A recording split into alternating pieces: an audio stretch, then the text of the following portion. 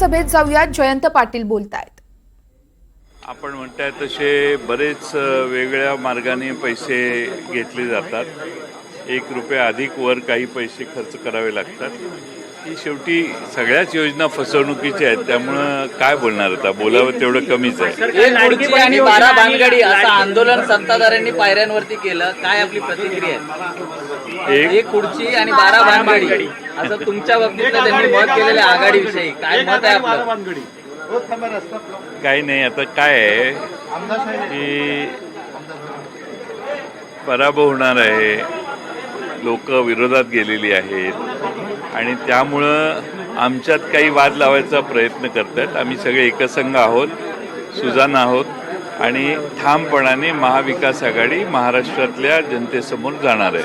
त्यामुळं एक खुर्ची 12 भानगडी असं काही नाही. आमचा एकच माणूस नेता होणार आहे आणि तो आम्हा सगळ्यांना माहिती आहे की महाआघाडी कशामुळं एकत्रितपणाने पुढे जाईल. अजितदादांचे काही आमदार आपल्याला भेटल्याच्या चर्चा या सर्वत्र होत्या, काय नेमकं स्पष्टीकरण आहे त्यावर? मला स्पष्टीकरण देण्याची गरज नाही. पण भेटले की नाही भेटले?